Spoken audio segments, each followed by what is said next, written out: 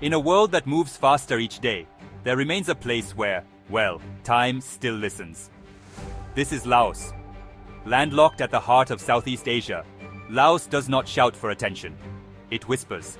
And those who listen closely discover one of the most enduring cultures on Earth. Laos is shaped not by borders but by rivers and mountains. From the mist-covered peaks of the Anomite Range to the wide floodplains of the Mekong, nature is not scenery here. It is a way of life. The Mekong River, one of the world's great arteries, flows like memory itself. For centuries, it has fed villages, carried legends, and connected generations.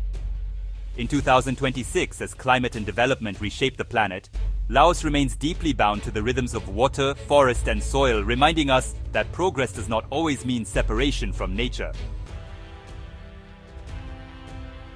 Laos is not defined by monuments of stone, but by devotion. At dawn, saffron-robed monks walk silently through streets older than modern nations.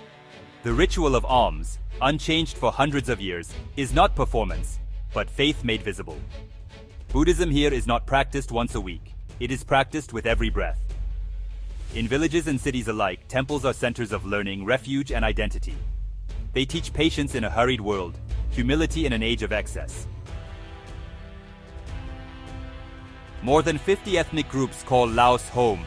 Each carries its own language, music, textiles, and ancestral knowledge. From the Hamong highlands to the Kimu forests and the Lao Lum riverbanks, diversity is not a challenge. It is harmony.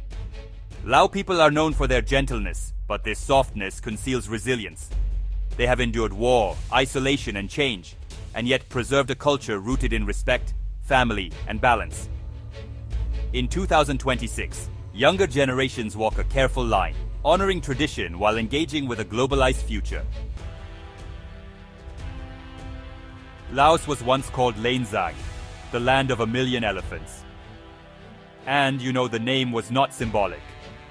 Elephants shaped warfare, agriculture, transport, and even spiritual life. They were companions to kings, partners to villagers, and honestly, guardians of the forest. Their strength built kingdoms, but their calm nature defined a culture rooted in respect and balance. Today, only a small population remains scattered across shrinking forest landscapes. Their decline has not been sudden or dramatic. It has unfolded quietly, through loss after loss of habitat, of safety, of space to remember. Asian elephants depend on vast, connected forests to survive. They are migratory animals, moving seasonally in search of water, food, and mineral-rich soil. These routes are not random. They are learned and remembered across generations. When forests are cut and divided, elephants do not forget. They continue to follow ancient paths, only to find roads, villages, and fields where forests once stood. Deforestation remains the greatest threat to elephants in Laos. Logging, commercial agriculture, hydropower development, and expanding infrastructure have fragmented once continuous ecosystems into isolated patches. This fragmentation traps elephant groups in small areas, reducing access to food and limiting opportunities to breed. Over time, isolation weakens populations and increases the risk of local extinction. As forests disappear, elephants are forced into closer contact with humans. Crops provide high-calorie food, and hungry elephants cannot distinguish between cultivated fields and wild vegetation. When elephants enter farmland, the consequences are severe. Farmers may lose an entire season's harvest in a single night. In fear and frustration, retaliation follows through traps, poison, or direct violence. Human-elephant conflict is not a battle between enemies. It is a symptom of a broken landscape.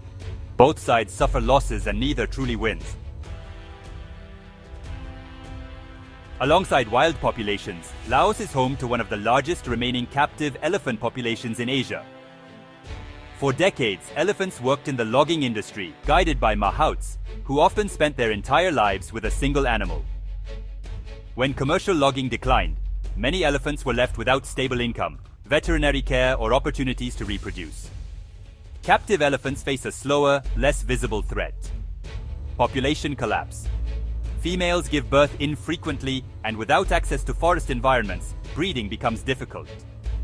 Many elephants are overworked or transferred into unregulated tourism, where their welfare is secondary to profit.